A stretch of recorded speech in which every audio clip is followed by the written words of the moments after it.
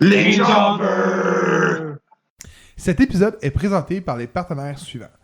La Fédération de lutte québécoise. Quand tu veux voir un bon show de lutte, direction Montréal, le 2915 rue Ontario, au Bain Mathieu. Quand tu veux voir un bon show de lutte, tu vas voir la fête qui dérange au Québec.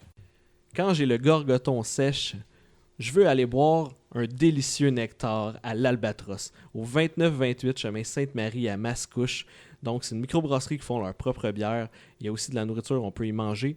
Donc, je vous invite à y aller à l'Albatros. Bienvenue à un nouvel épisode des Jobbers. Je me présente Shade, l'animateur de cet épisode Patreon numéro 2. Donc, j'ai avec moi mes partenaires Rico. Hello. Ça va bien? Ça va bien toi-même? Ben oui. Et aussi, j'ai nommé Excalibur. Comment il va? Ça va, toi? Ben oui. Mais on a un invité spécial aujourd'hui. Je vais le surnommer la légende de l'extrême au Québec. J'ai nommé Sexy Eddie. Ouais, le lutteur masqué, yes! Comment il va? Ah, ça va bien. J'aime ça faire des émissions. On est de bonne heure, alors tu vas voir tout le monde boit du café. Je suis pas sur le Four Loco. J'aime ça être un peu bandé quand je fais des émissions. Ça me donne plus de pep. Évidemment, d'énergie. évidemment. Alors, toujours le matin, quand je me lève, je suis bandé. Un petit quelque chose, Un homme si sexy, je comprendrais pas ne pas être bandé. Exactement. Yes. Donc, avant tout, qu'on commence à parler de lutte et de tout, je veux qu'on commence sur une question stricte de pointe, OK? All right. J'ai fait mes recherches un peu et tout. J'ai comme cru entendre que tu avais été animateur de radio à Dawson. C'est vrai, c'est comme ça qu'on a eu j'ai eu mon départ dans le monde de la lutte. J'étais animateur et je faisais aussi, je travaillais comme MC pour des parties d'enfants et tout. So, j'avais eu beaucoup de pratique sur les micros, en avant des foules, avoir des audiences et sur la radio aussi, ça m'a aidé à dégainer un peu. J'avais mon coéquipier, lui aussi, il adorait la lutte et on parlait de lutte hors du show. Et là, comme on a dit, hey, on a un beau médium, une bonne façon de peut-être faire quelque chose. Pourquoi pas, on peut faire une feud un peu sur la radio qui peut builder même. On est deux gars qui connaissaient rien dans la lutte. Là, on était même pas des backyarders. Et on était comme, pourquoi pas faire un show? On a une plateforme. On est à côté du journal du Cégep. Ce qu'on avait quelqu'un qui écrivait un article à chaque semaine pour pousser la feud. Et quand on a fait, le monde est venu pour voir deux gars, aucune expérience. Il y avait à peu près 400 personnes. On l'a timé avec le barbecue au Cégep. So, il y avait déjà des bandes. Il y avait le monde, il faisait beau dehors. C'était bien en avant le COVID en 1998, je crois. Alors, Un autre siècle, j'avais 6 ans, pour mon... Non, mais... et c'est ça, c'était comme... Pourquoi pas? Sur moi, toutes les journées de poubelle, vidange, le soir avant, je ramassais des tables, des choses pliantes, n'importe quoi qu'on peut péter dans ce match. Parce que quand tu as deux gars qui connaissent juste les noms des moves ou faire les moves, mais pas sécuritaires, on a dit, on peut camoufler ça avec des armes, avec n'importe quoi. Quand quelqu'un smash quelqu'un d'autre sur la tête, ça pète, ça fait du bruit, tout le monde capote. C'est comme... Tout le monde sait c'est quoi une chaise? Là? Pas besoin de savoir oui, le nom de la prise, c'est une chaise. Exact. Et quand le monde voit du sang, des fois comme des animaux, ils voient du sang et ça fait quelque chose dans le cerveau et on snap, on devient agressif. La même chose au hockey, tu sais, quand tu vas voir le Chiefs de Laval, tu sais exactement ce que tu vas avoir comme show. Metallica, la cloche, elle sonne et tout le monde sait, OK, c'est les gars. C'est parti, c'est ça. Yeah. So, c'était peut-être le même concept et c'était au cégep, il y avait un barbecue, la musique, so, c'était la place, tout le monde se rassemblait là. Alors, on avait un gros cercle de 400 personnes et même un de mes gars de sécurité, c'était un gars qui a éventuellement fait la UFC, pas pour longtemps, mais c'était Dave Le Crow Oiseau. So, j'aime ça faire des name drops. Je ne sais pas si on dit ça en vrai québécois de souche, mais peut-être je vais avoir beaucoup de name drop, mais c'est des vraies histoires. Et s'ils vont me poursuivre, mais mettez-vous en ligne, là, j'ai plein de monde. Je suis on the run, là. On a le droit de name drop et les brags aussi, c'est bon, c'est parfait ici. C'est tout legit. c'est comme ça que ça a comme fait vraiment le départ et j'étais comme wow, as-tu vu la foule? As-tu vu? So, moi, j'ai fait plein de copies de VHS. VHS, c'est loin pour tous les kids qui regardent ça. Moi, j'avais quand même un MySpace. Je pense que je l'ai encore, mais j'ai oublié le mot de passe. Alors, anyway, ça fait du vintage, ça. Mais c'est ça, j'ai fait des VHS, j'ai passé à tout le monde et de là, ça a passé dans les mains d'autres personnes, d'autres lutteurs, même des lutteurs aspirants qui luttaient à plusieurs fédérations. Et c'est comme ça ils m'ont revenu et dit « Hey, j'aimerais lutter contre toi. J'ai vu avec 400 personnes. Moi, je m'entraîne il y avait un gars, Max Randinella, et lui, il s'entraînait avec la NCW. Et c'est comme ça que j'ai eu mon pied dans cette porte-là. Comme ils m'ont dit, ben, on a vu que tu peux faire la promotion très bien et tout ça. Veux-tu prendre des cours? Et ça a comme roulé comme ça. Ça m'a fait mon entrée dans la lutte. Et quand on n'est pas dans le monde de la lutte au Québec, on n'est pas au courant qu'il y a peut-être 10, 12 shows qui se passent dans la province la même fin de semaine. Quand tu es dans ce monde, là, on le sait, on a les contacts et tout. Alors, comme fan de lutte, je ne savais pas. Mais une fois que j'ai rentré, ça a ouvert les portes et ouais. Puis on parle en 98, c'est l'embryon d'Internet. Là. C'était des forums qui avaient des blogs. Là. Si tu ne savais pas où chercher, tu ne trouvais pas ton information nulle part. Là. Exact. Mais là, tu tapes n'importe quoi. Tu tapes, Bukkake, Anal Gangbang et bang, c'est là. Alors, allez pas voir cette lutte-là. Là. Non. C'est pas bien bon. Il n'y a pas de lutte là-dedans. Elle se fait maganer. Je veux pas faire spoiler alert. Elle se fait maganer. J'étais sûr que tu avais commencé ta carrière à la IWS. Oui, mais c'était même pas une fédération ce qu'on avait fait. C'était même, je peux vous montrer, je vais vous montrer la ceinture, je vais me déploguer. Je l'ai encore. Ça, c'était comme les débuts de IWS. Attends, je vais trouver ça. Ça traîne ici. Attends, j'ai plein de paires de bobettes, toutes. Ça, c'était. Je vais me retourner dans ma place. Et, je peux vous montrer, c'était la première ceinture. C'était fait parce que c'était une station de radio. C'était une station de radio. Tu vois, c'est plein de CD. En arrière, j'avais tout collé ça sur un vinyle.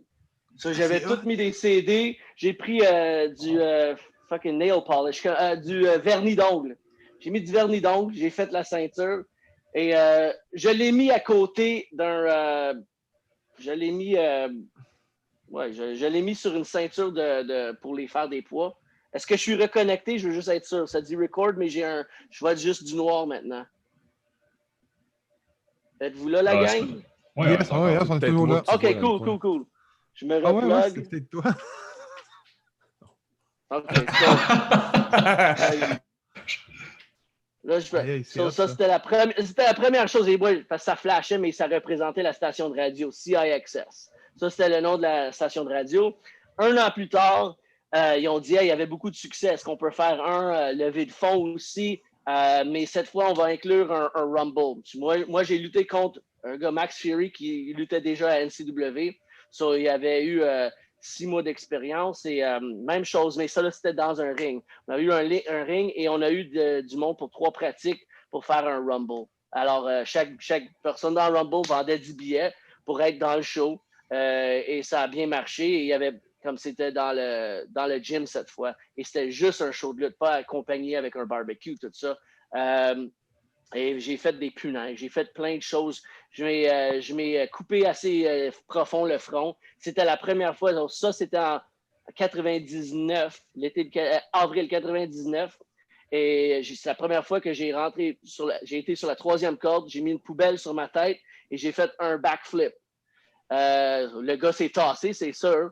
Moi, j'ai tombé sur une échelle, mais j'ai presque pété ma cheville parce que j'ai fait une vraie et demie. C'est pas quelque chose qu'on pratique non plus. Tu le fais, that's all, mais imagine, tu fais un saut, tu peux pas utiliser tes bras, tu vois pas où est-ce que tu t'en vas. Mais j'étais jeune dans ce temps-là, c'est comme, les Hardy Boys, whatever, chaque fois qu'ils font ça, ça représente leur début dans leur carrière, qu'ils étaient prêts à faire n'importe quoi pour impressionner leur monde, même s'il y avait 10 personnes et ils étaient sur leur trampoline. Alors, c'était ma première fois dans un ring. Moi, j'ai dit, je vais tout faire. Je vais tout faire parce que peut-être ça va être ma dernière. Même on a fait un finish. Fin du match, je tombais dans des punaises et tout. Il y avait du sang partout. Mon père était dans la foule. Mon père sonnait la cloche.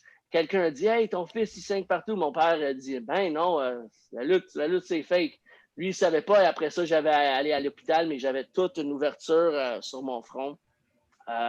Et c'est là même une drôle histoire.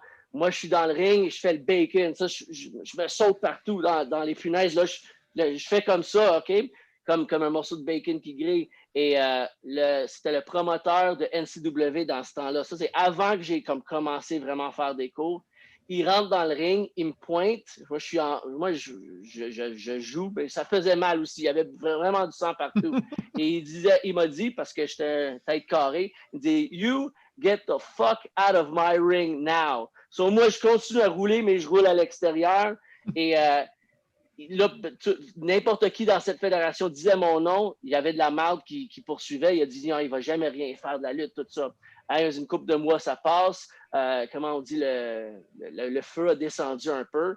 Et j'ai dit, j'aimerais ça prendre des cours, vraiment connaître le basic. J'ai fait des choses extrêmes que j'aurais pas dû faire. Je m'aurais pas blessé si j'aurais su un peu plus. Ça, j'ai pris des cours comme tout le monde. Et après 1 an avec Marc Le Grizzly à NCW, après ça, j'ai commencé avec eux. Mais en même temps, avec la lutte extrême, dans le Rumble, comme je parlais de cet événement-là, il y avait PCP Manny et un autre gars, Nixon Stratus, qu'avec ces 2 gars-là, ils voulaient faire de la lutte au Québec. Ils voulaient faire quelque chose de différent. Il n'y avait aucune autre fédération anglophone. Alors, on a dit, la lutte, la télévision, c'est en anglais. Il devrait y avoir beaucoup de fans qui vont triper sur voir un show live. Parce que voir WWE 1 fois par année, des fois 2 fois par année, c'est pas assez de lutte. Là, le monde, on a de la chance à voir de la lutte à la télévision à chaque jour avec les Fight Network et tout. Mm-hmm. Alors, on a dit, il y a du monde qui veut voir ça. Et on a dit, chaque main event, ça va être une finale extrême. Parce qu'il n'y a pas d'autres personnes qui faisaient plusieurs shows comme ça. Ça a peut-être ça a aidé à d'autres shows à venir à d'autres fédérations à surmonter. Mais on a dit, pourquoi pas, on va voir le market sur ça. On faisait ça dans un bar. Alors, il y avait de l'alcool, parce qu'il n'y a pas beaucoup de places qui servaient de l'alcool pour des shows de lutte indépendants. Après ça, aussi, on a dit, des barmaids, des filles, on a dit, quand tu as de la violence, l'alcool et du sexe, c'est les meilleures choses ensemble. Là. Eddie, t'aimes le sexe et l'alcool, toi? Un gros secret, là. Tout le monde, là. Je m'excuse à ma mère qui écoute l'émission maintenant. Je m'excuse, maman, mais... C'est pas correct. On aurait annoncé le spoiler, là. Tout le monde est déçu, là. On vient de péter la bulle. On vient de péter le personnage. J'ai perdu le reste de mes fans. J'ai fait un Joey Ryan de moi-même, là. C'est pas correct. Too soon, on dit. Hashtag not me. Not me. Hashtag. On va le mettre en gros ici, en plein milieu de l'écran. Hashtag not me. Mais tu parlais de bar. Là, on parle aussi que tu es en 99, right? 99, et je m'entraînais avec la NC, mais en même temps, je montrais à Manny et à Nixon Stratus, Nick Patterson, je les montrais en même temps qu'est-ce que j'avais appris sur des matelas chez moi. Et on étudiait des matchs de ECW, on étudiait des matchs de FMW au Japon, et on regardait comment ils peuvent faire des choses, comment même je m'ai appris à nous-mêmes comment truquer une bouteille de bière. Parce que si c'est mal fait, ça fait mal et tu peux couper vraiment. Mais on a essayé plein de choses. Comment frapper avec ça, comment tomber sur quelque chose. Et des fois, c'est comme non, tu vas juste te faire mal. Alors, OK, on y va. Quand il y a une foule, on était prêts à tout faire. On était 3 à commencer l'IWS, sauf on était 3 avec différents buts dans la vie. Moi, c'était de lutter le plus que je peux. Manny, c'était comme pour faire de l'argent avec une promotion de lutte de succès. Mais Nick, il était quelqu'un qui voulait comme rencontrer les filles, avoir le party life et tout, utiliser ça comme une plateforme un peu. Quand tu as 3 gars avec 3 différents buts, des fois, c'est dur de tout s'enligner sur une chose. Alors moi, j'ai dit, je veux laisser la promotion. Ça faisait juste 2 ans à peu près qu'on faisait des shows dans les bars et c'est ça. Moi, j'ai dit, je veux vraiment mettre le focus sur ma lutte. le plus de fin de semaine que je peux lutter, c'est meilleur. Parce que des fois, tu veux faire des meetings, des choses comme ça. Les promoteurs ont besoin de faire ça. Et éventuellement, Nick a parti aussi. Lui aussi, il y avait différents buts et tout. Et c'est Manny qui est le propriétaire, mais il est toujours reconnaissant quand on a commencé ensemble, quand on était à côté de chez moi en train de taper des bouteilles avec un marteau et un clou, et juste assez fort pour qu'il y ait une petite craque, mais là, trop fort, on a pété une autre bouteille. Ah ben, on doit boire une autre caisse de 24, alors rock and roll. Et c'est comme ça qu'on s'est, nous autres, appris. Et quand tu te promènes aussi, plus tard dans ma carrière, tu n'as pas le choix d'apprendre, tu as des meilleurs. Tu es dans les backstage de des gars que j'ai vus à la télévision et je regardais, j'étais avec tous les gars d'ECW, de voir leurs trucs et comment ils peuvent faire des choses, c'était vraiment, c'est de la magie. Quand tu es dans ce moment-là, là, tu t'ouvres tes oreilles et tu fermes ta gueule, juste pour apprendre, parce qu'il y en a d'autres jeunes qui vont dire blablabla, blablabla, hey, ton match de ça, non, juste écoute ce qu'il y a à t'apprendre parce que peut-être c'est la seule fois que tu vas être avec lui dans un locker room. Alors, garde ses mémoires, garde ses moments aussi parce que c'est des choses importantes que c'est ça. J'ai eu beaucoup de shots à la tête avec des chaises, mais quand même, il y a des trésors là-dedans. Des fois, c'est dur à les sortir où je me souviens. Est-ce que c'est un rêve? Est-ce que c'est un souvenir? Et là, ça revient des fois. Mais des meilleurs moments en lutte, c'était juste en écoutant quelqu'un me donner des conseils parce qu'il peut-être il voyait que je pense que ce gars, peut-être il y a une chance qu'il va se promener un peu partout et tout. Et alors, moi c'était vraiment cool quand j'étais jeune. De commencer de gars de base qui comme on dit, on truquait nos propres bouteilles de bière. Et là, tu partages des locker rooms avec toutes des légendes de la lutte partout dans le monde de lutte. Pas juste au Québec, au Canada, mais c'est grand. Alors, c'est vraiment cool. C'est vraiment cool. Quand tu es avec des meilleurs, tu peux juste apprendre. Mais tantôt, tu l'as mentionné, je le mentionne. Tu parlais des bars, c'était au Scratch à Laval, right? Même avant ça, on était dans un bar qui s'appelait Wally's Pub. Et le plafond était bas, sauf qu'il y avait 4 colonnes dans le centre du bar parce qu'une fois par semaine, ils faisaient de la lutte sumo. Le monde rentrait dans les gros costumes et les cordes étaient juste là pour décoration. Tu ne pouvais même pas comme rebondir des cordes, c'était plus décoration. C'est pour ça qu'on s'est dit, hey, ce bar-là, peut-être on peut faire quelque chose. On ne peut pas rentrer à un ring. On ne sait même pas où louer un ring, mais on avait mis des matelas et chaque mois, on les tapait toutes, double tape partout.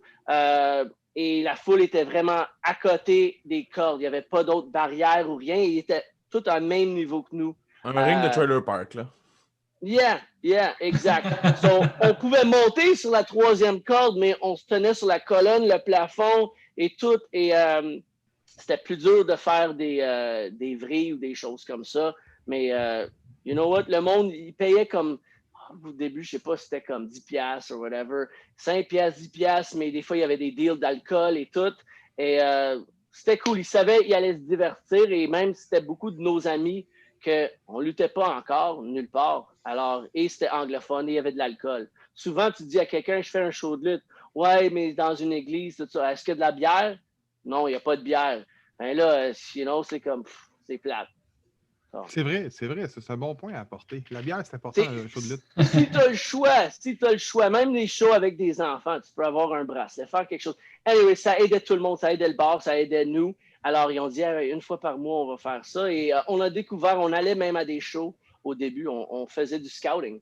Et on allait à des shows et on a pris une couple des meilleurs gars qu'on a vus que, hey, OK, est-ce qu'il peut faire une promo en anglais? Est-ce que même, OK, il veut jouer un rôle de comme vraiment québécois, fuck les Anglais? OK, cool, on peut l'utiliser. Alors, il y a plein de monde qui voulait participer et même à ça, il n'y avait pas d'argent à faire dans la lutte au Québec. Tous les promoteurs étaient cheap et les promoteurs avaient tout l'argent. Nous, on disait, OK, si on donne un 20$ ici, ça, là, les gars ils disaient, c'est le fun. Et on est dans le bar, il y a des serveuses, il y a du monde sous après, on peut parler du monde. C'est une atmosphère différente que plein d'enfants avec la morve qui coule du nez. Et ils sont comme, je me monte un autographe. Et là, c'est comme, non, ici, il y a des belles filles, on voit des craques de boules. Alors, c'est le fun. Une fois par mois, là, on peut se défouler un peu plus. Ouais, j'ai rien contre les enfants, mais j'en veux pas. pour ça que je m'ai fait faire une vasectomie il n'y a pas longtemps, mais si tu veux T'es fait voir faire? les... T'es fait faire ou t'as fait un... Tu t'es fait faire une vasectomie ou il y a une prise qui a mal tourné puis ça a viré en vasectomie? Je pense que ça devrait être le nom d'un move même. La vasectomie. Yeah. Eddie's vasectomie. Yeah. Mais t'as-tu son nom au lutteur qui disait fuck les Anglais ou non? Hein? Oh Pas ça leur savoir. Parce qu'il y avait un qui parlait anglais aussi qui disait fuck les Anglais, c'était TNT. C'était un gars qui luttait aussi à NCW. Mais depuis après ça aussi, quand on est commencé, on est allé au medley.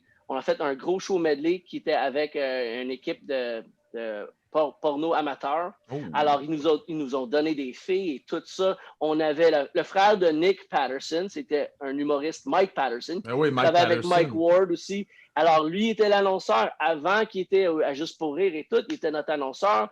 On avait des filles qui se montraient les boules dans la VIP section même. Puis moi, j'ai juste su ça le soir après.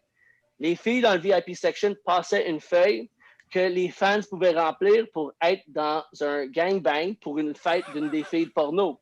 So, j'ai eu des amis après qui m'ont dit « Ouais, il faisait ça. » J'ai dit comme « Quoi? » Moi, j'étais en train de saigner. Je pensais au main event et il y a du sexe qui se passe sans que je le sache. Là, j'étais en calice.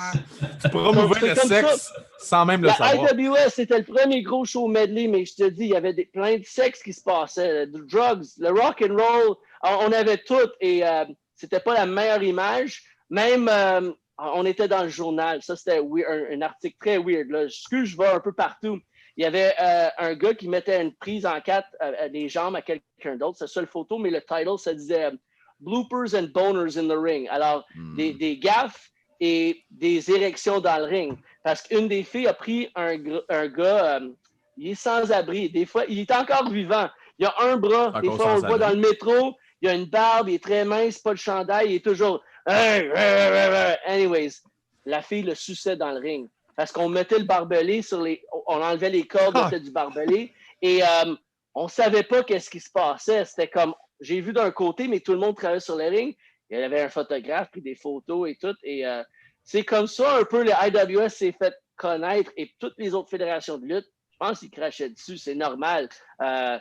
S'ils mettent du garbage wrestling, ils vont dire garbage. Et les gars n'avaient pas assez d'expérience pour faire des bons matchs comme ça. Sauf qu'on avait les plus grandes foules. Il y avait tellement de monde qui venait parce que... Sex sells.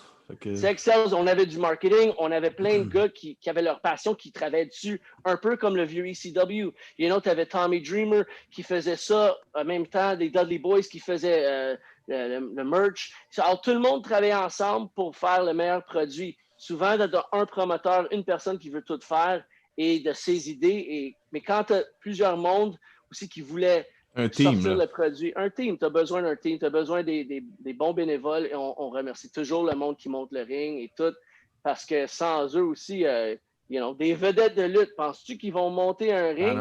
Alors là, il n'y a pas de show.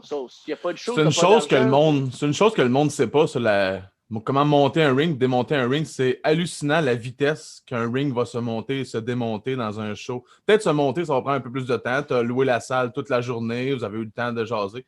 Mais quand il faut sortir le ring de la place, c'est impressionnant comment en 15-20 minutes, il n'y a plus rien dans la salle, tout est dans le camion. Là. Le monde qui est justement le team qui se met en marche, le monde que tu ne vois pas pendant l'événement, tout le monde qui est en arrière, tout le monde sort de là, comme tu dis, les jeunes, les nouveaux talents, tout ça, tout le monde met l'épaule à la roue pour on finit ça, c'est cleané en dedans de 15 minutes, merci, bonsoir. J'ai déjà aussi, on a fait plein de shows où j'ai monté beaucoup de rings. Dans le passé, là, je l'admets, je suis un peu plus paresseux. J'arrive au show avant que le ring est déjà monté. Et donc, je vais aller chercher mon Tim Hortons avant de rencontrer la gang à l'heure précise. Ça arrive à Rico, right? Ça peut arriver. Eh oui, ça arrive certains, ça arrive dans la vie. Là. Là, c'est ça. J'ai dit, quand j'étais jeune, j'ai monté assez de rings. Là, on a toujours des nouveaux recrues. C'est à eux à faire leur part. Mais quand j'ai vu des places où il y a un gars qui a monté le ring tout seul et ça prend comme 5 heures. Mais quand tout le monde prend un morceau, il met un morceau, il fait ça, ça se monte assez vite. C'est vraiment cool à voir. Mais c'est ça, on était une bonne équipe, advertising, tout ça, le marketing, c'était important. Et on a essayé de faire moins de porno. On a commencé à avoir différents talents de lutte d'un peu partout parce que tout le monde disait Hey, ils ont une grosse production, le medley, ils ont un peu de tout. Alors, le monde voulait venir et là, le Scratch à Laval, c'était notre, on va dire notre home base, notre headquarters, notre place de rassemblement pour plusieurs années. Et c'est là on a fait aussi beaucoup de folles moments dans le monde de lutte. Et on a eu plusieurs personnes de toutes les feds qu'on donnait des chances à tout le monde. S'ils ne pouvaient pas le faire ou si ça ne fitait pas pour notre foule, ben, tant pis. Mais ça a eu les départs de beaucoup, beaucoup de lutteurs et des lutteurs qui ont parti de leur fédération qui luttaient pour venir avec nous. Nous, il y a plusieurs quand même qui venaient de l'école de Jacques Rougeau. Et, je vais nommer Beef Wellington, Kid Kamikaze. Dans le temps, c'était une bonne équipe qui joue le rôle de deux gars qui voulaient faire des headlocks, des snapmares, mais une autre prise, relax. Et le monde bouge, on veut de l'action. Et là, un autre headlock.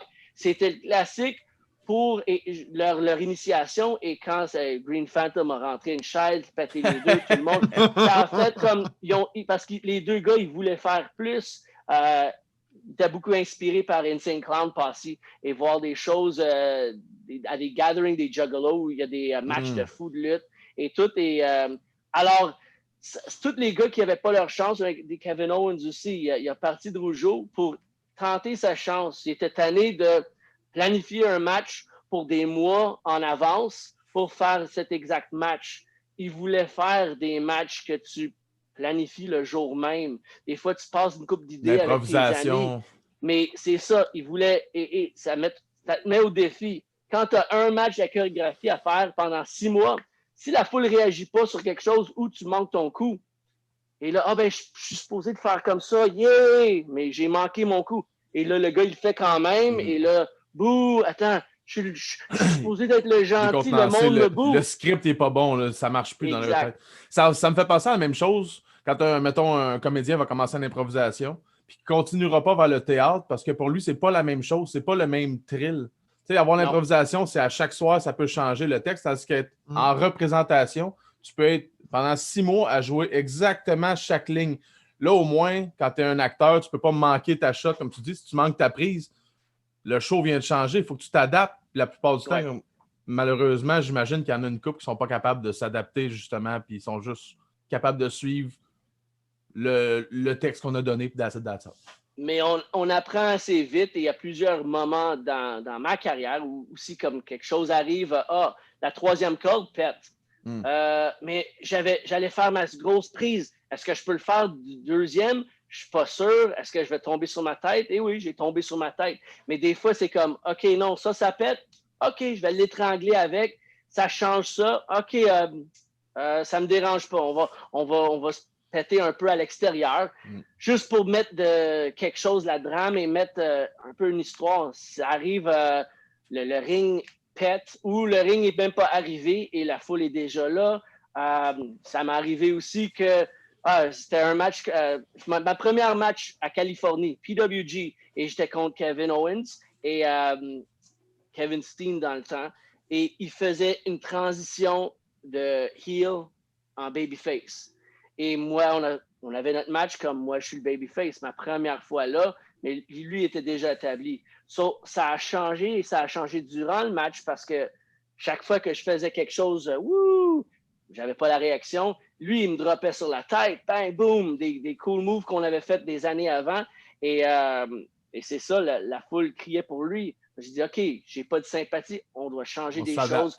On n'a pas le choix. Et moi aussi, je suis en Californie, là, c'est comme, alors, des fois, ça arrive, et des fois sur des gros plateformes, des gros stages. Et tu t'attends pas. C'est mieux de pratiquer et de faire des improvisations quand tu commences, des sous-sols d'église, tout ça. C'est là qu'on apprend quoi faire, quoi pas faire. Parlant d'improvisation, là, ton plus gros moment de ta carrière, moi en tout cas, ce qui a fait que j'ai connu Sexy Eddie, c'était un moment 100% improvisé, ça.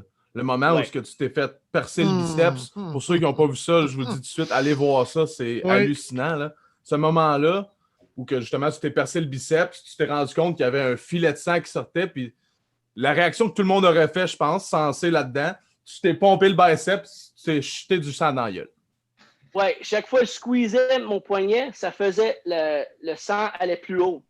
So, j'ai dit, hey, c'est comme une fontaine d'eau dans ma tête. Comme une personne normale, et Ben je oui, te dis, ça, absolument. c'est une vraie histoire. Une personne normale aurait comme paniqué, mais à ce moment-là, j'entendais tout le monde crier et c'était comme un film de Freddy Krueger ou de Vendredi le 13 où j'étais comme, hey, c'est comme dans les films parce que c'est tellement exagéré. Et moi, aussi dans ma tête, qu'il n'y a pas beaucoup de choses, les fils sont vraiment croisés dans ma tête. Parce que moi, j'ai dit, le sang sort de mon corps. Je devrais le remettre dans mon corps. Peut-être si je le blanc, je le bois, mais sauf on va vomir tout après. Mais quand même, à ce moment-là, j'ai squeezé comme une fontaine d'eau et j'ai dit, oh, si je squeeze plus fort, ça va aller dans ma bouche. Et ce moment-là, il y avait il y avait des arbres et c'était un show à l'extérieur, mais il y avait un blanc dans le ciel et ça juste, tu vois le sang shooter. Et c'est vraiment ça que après c'est arrivé, je m'ai rétabli. Il y avait à fermer, à brûler le trou et à mettre des points de suture et tout. Et j'avais comme, autour de mon corps, j'avais 19 points de suture à faire un peu partout, mais la plupart dans mon bras. Et les appels, les messages et tout. La légende de Sexy Eddie a commencé. Ça roulait et moi, je comprenais pas qu'est-ce qui se passe. C'est comme 3 mois plus tard, j'étais en Allemagne et en Angleterre en train de faire de la lutte et c'était comme tellement vite. Et même quand j'ai retourné à CZW, Combat Zone Wrestling, c'est la place aux États qui m'a donné la chance. Tout le monde était sur leur pied et c'est un de mes 3 moments favoris. C'était en septembre, un Canadian Four-Way. Il a dit un four-way canadien entre moi, Kevin Owens, Sami Zayn, qui était El Generico, le masqué, et XS. On était 4 qui ont dit, OK, le gars peut faire du hardcore, on veut voir s'il peut lutter aussi. Mais quand j'étais le 4e à rentrer, tout le monde sur leurs pieds, là, ça m'a toujours pogné. Et c'était dans l'ancien hall de ECW, celui en Philadelphie. Il y avait le Hammerstein Ballroom à New York, il y avait un autre, je pense, à New Jersey ou quelque chose d'autre. Mais on était dans une des places que quand on regarde des vidéos comme Beyond the Mat, Paul Heyman est dans un escalier, il parle aux lutteurs, il donne un speech émotionnel. Tu vois Rob Van Dam, Sabu, tous les lutteurs qui regardent et qui écoutent. Et j'étais comme, wow, j'ai été sur ces marches-là et j'ai partagé, j'ai senti avec tout le monde qui criait, et en backstage, j'ai senti comme des fantômes, des choses. Et ça m'a vraiment donné le goût de pousser et voir où est-ce que je peux aller avec ça. Pour vrai, à Philadelphie, en plus, c'est une des foules, tout sport confondu, qui est les pires foules pour tout. Ils détestent n'importe quoi. Ils vont haïr tout le monde. Ils ont boué Bill Burr. Quand il est arrivé sur le stage, ça a duré pendant 15 minutes. Si toi, tu as réussi à pas lever cette foule-là, ça donne une idée à peu près au monde à quel point tu étais rendu la légende Sexy Eddie. Et même, on savait pas comment... On était 4, on avait des idées dans notre match et tout ça. Mais quand j'ai fait mon entrée, les 3 autres étaient dans le ring. Et quand ils ont eu cette réaction, on savait que, wow, la pression est là. On a besoin de faire quelque chose de spécial ce soir. Et quand on a fait un four-way, c'était voté même le match, un des meilleurs matchs, je pense, de l'année pour CZW. Que même, il y avait un autre four-way, je pense que c'était plus de bonne heure dans la carte. L'après-midi, il y avait un autre show. Et dans l'autre four-way, il y avait Super Dragon, B-Boy, Excalibur. Je ne veux pas voler ton nom Excalibur, là, je veux dire. Mais quelqu'un d'autre maintenant que je ne me souviens pas, mais c'était des gars qu'on voyait déjà comme fans et on regardait, il y a des clips sur l'Internet. Et nous, on venait de faire un des meilleurs matchs qu'il y avait eu à CZW cette année et c'était quelque chose. Et la balle continue à rouler. Et là, ça a roulé pour nous autres aussi. Moi, j'ai blessé ma jambe ce match-là. J'étais off pour 2 mois. Sur le mois prochain, quand Kevin était là avec Sami, les deux ont parlé à Super Dragon, qui lui a adoré le match et lui les a invités à Californie. Et de là, PWG, Pro Wrestling Guerrilla, ça a roulé pour eux, qui a roulé à Ring of Honor, qui a roulé à WWE. Et man, ça fait des années qu'ils sont là. Et même quand ils ont arrivé, c'était les gars, des fois, comme n'importe où. Who the fuck are these guys? C'est qui ces nouveaux-là qui se pensent ça? Et là, des gars comme Daniel Bryan ou CM Punk vont dire, tu veux savoir sont qui? On peut Samoa Joe aussi, on peut parler pour eux et on peut vous montrer sont qui. Et ils ont dit à beaucoup des lutteurs qui étaient déjà établis là, beaucoup de lutteurs, acteurs, qui ont dit, vous pouvez apprendre beaucoup par ces gars-là. Quand vous allez faire des matchs contre eux, tu vas voir, ça va changer ta vision de la lutte. Et ouais, c'est ça qui est arrivé. Je trouve qu'ils ont donné beaucoup d'opportunités. Peut-être des fois à des lutteurs nouveaux qui rentrent, ils ont beaucoup de barrières, mais c'était il y avait une surcharge de lutteurs indépendants qui commençaient à rentrer à WWE et ils ont changé la façade de la lutte. Tout à fait. Que tout le monde voit à la télévision. Parce que quand du monde j'ai tellement hâte de voir CM Punk contre Samoa Joe. Hey, ben, tu sais, ça a arrivé comme une centaine de fois il y a 10 ans. Et quand tu commences à faire des recherches avec l'Internet, et là, on peut découvrir plein de secrets, de surprises juste au sur Québec. tous les lutteurs. Juste au Québec, le monde serait tellement étonné de savoir le nombre de lutteurs qui sont passés ici. Le AJ Styles, name it, tous les gros noms, Rey Mysterio, ils sont tous passés ici. Et on doit dire aussi un gros merci à les promotions qui ont tenté à mettre l'argent pour les avoir. Parce que IWS, c'était un qui faisait beaucoup. La Top of the World Wrestling, TOW aussi, à chaque show, il y avait des gros noms. Leur dernier show, il y avait Roddy Piper.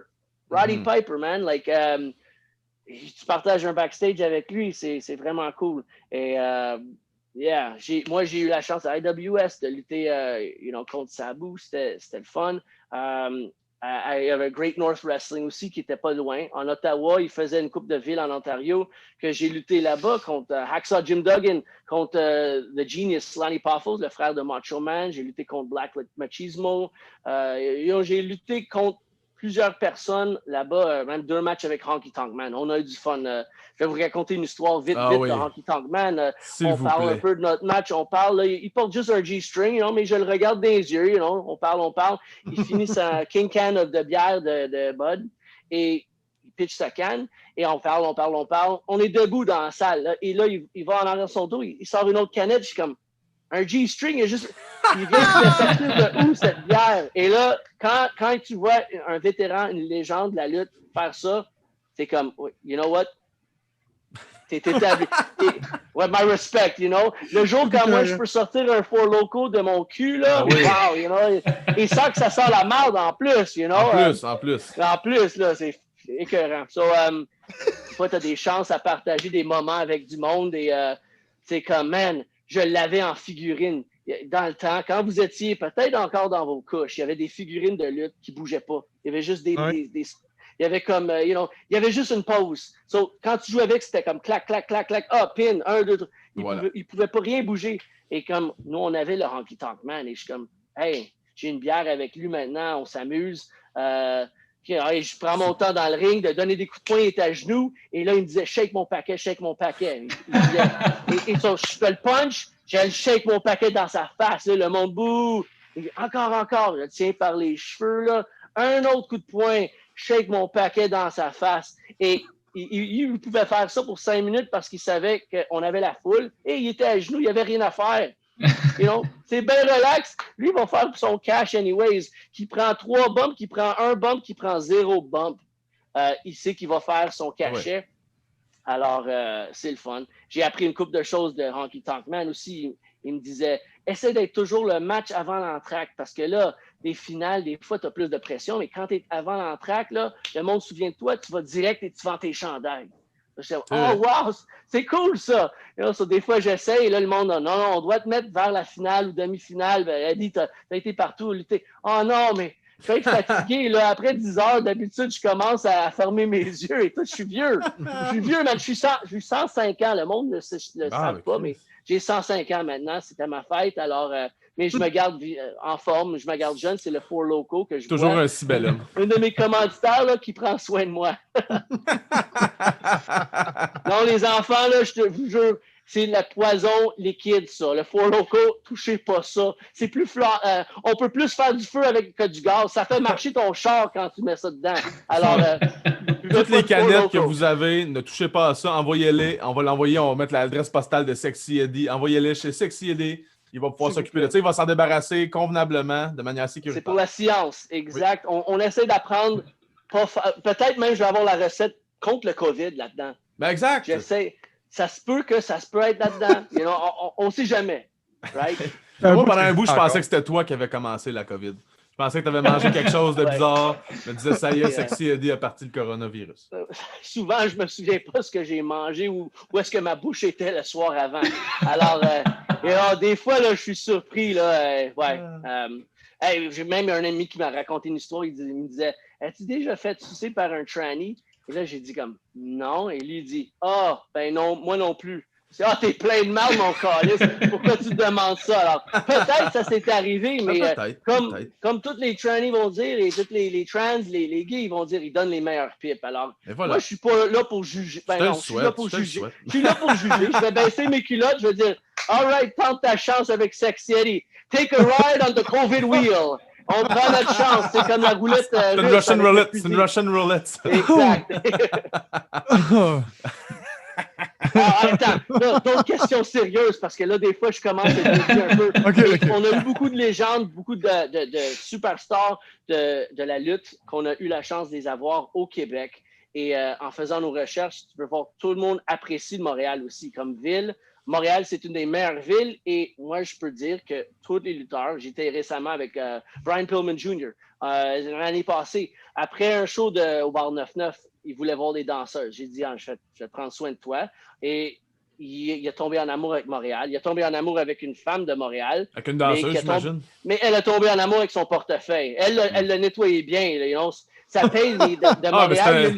Il a tout perdu, mais sauf, il m'a dit, n'importe quand, là, j'aimerais ça revenir. Et je l'ai vu encore après, quand on a fêté encore l'année passée, c'était le WrestleMania. Il y a plein de shows qui se passent à la fin de semaine de WrestleMania dans la ville où WrestleMania se passe. Il y avait des shows indépendants qui se passaient comme à New York et à New Jersey, parce que WrestleMania s'est tenu l'année passée dans le coin. Et là, j'avais mon billet pour Tampa Bay. J'avais hâte. On venait juste de faire, c'était mon dernier show en mars, avant le COVID commence. Et, WrestleMania, c'est la première fin de semaine en avril. Avril. J'avais plusieurs matchs planifiés et tout. Et, mais ça arrivait comme ça avec tout le monde. Sauf maintenant, si tu es sur le côté des États-Unis, et ça continue de lutter, que ça fait peur un peu. Mm-hmm. Ici, il n'y a pas vraiment de show qui se passe. IWS a eu des tapings qu'on a fait pour pas de foule, en des bulles de 4, des lutteurs de 4. Et il y avait vraiment le minimum staff. Ça, c'était pour faire 3 mois de télévision. Et c'était entre le temps qu'ils ont reconfiné tout le monde. Au moins, on a 3 mois de télévision de fête dans la banque. J'ai vu des gens, moi, qui se sont mis à... J'ai vu du monde qui se sont mis à jouer à la lutte là, pendant le confinement, là, qui se sont achetés un ring, ils ont mis ça dans leur background, puis ils ont fait dans leur cour arrière, puis ils ont fait des shows. Tu penses quoi, toi, de ça, du monde qui se disent « Ah, je vais profiter de l'occasion. De toute façon, la lutte, c'est pas régi, puis, parce que ça l'est pas, techniquement. Non, c'est un rassemblement, mais c'est pas régi par le combat, par le comité des combats et des jeux. Ben, c'est dur parce que moi, de mon côté, je pouvais pas aller au taping. Je revenais de ma vasectomie, tout ça. Alors, ça a juste tombé comme ça quand ils m'ont appelé 2 semaines avant. Je dis, j'ai un rendez-vous déjà et je suis tanné de mettre des bébés au monde parce que ça me coûte assez cher. Tu peux pas mettre un pansement sur ton scudo, là. C'est pire parce que des fois, comme, j'ai mon paget parce que je suis vieux et je page Ric Flair et je dis, je demande des conseils. Comment qu'on fait pour...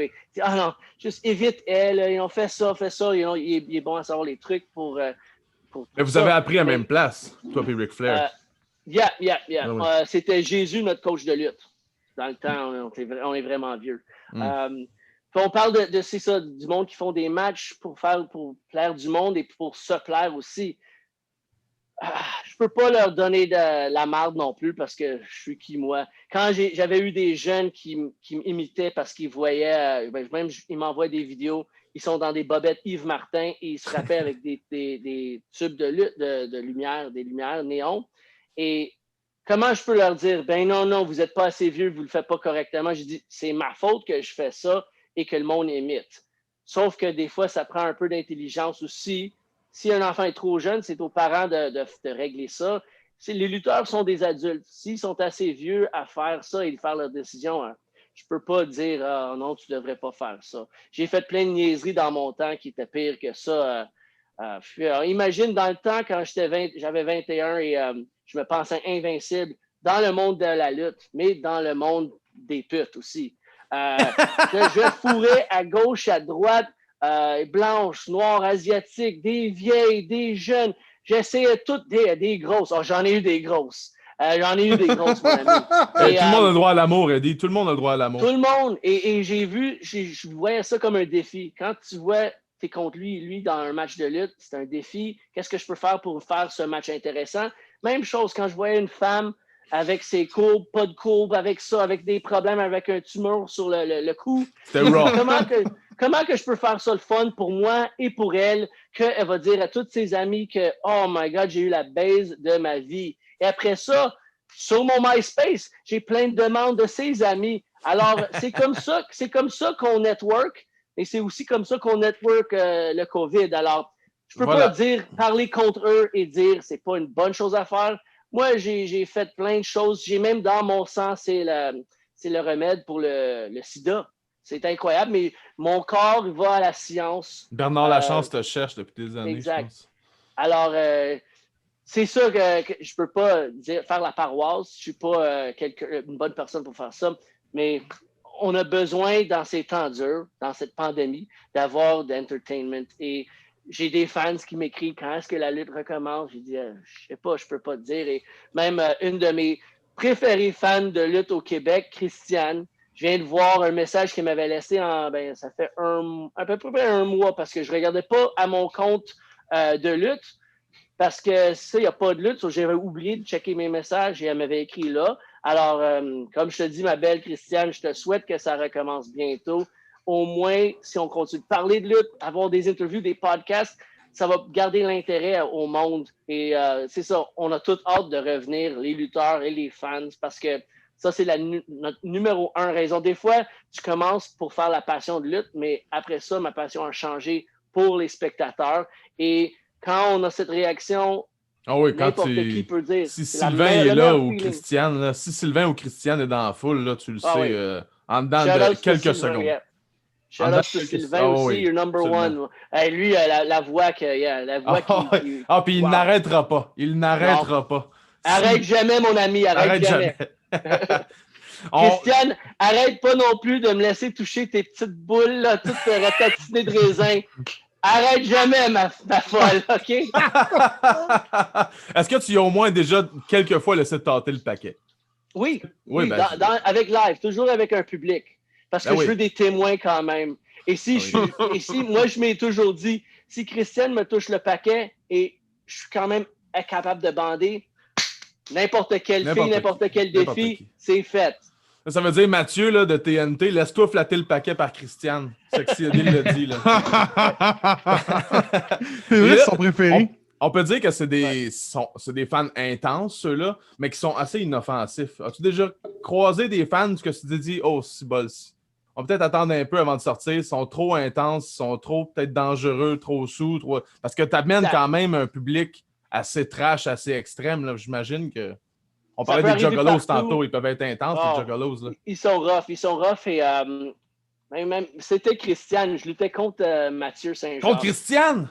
Je luttais contre Mathieu. OK, calme-toi, là. Ça, c'est Match of the Year, Dream Match. Wow! Man, j'aurais tellement regretté d'avoir manqué ce match-là. Sexy Eddie contre Christiane. Condom on a pole match, OK? Condom on a pole. Moi, j'ai pas besoin de condom avec... J'ai pas besoin de condom pour Christiane. Là, moi, je veux avoir le vrai au naturel. Raw dog avec Christiane. Je vais tasser ces tranches de smoke meat là, pour rentrer là, dans le trésor. Écœurant. OK, excuse, je mets le visuel, mais oui, j'étais contre Mathieu Saint-Jacques, Battle War, Foufoune électrique. Le monde est pompé. Christiane, elle avait ses bras comme ça. Elle me regardait avec ses yeux. Et d'habitude, je suis dans ses top favoris.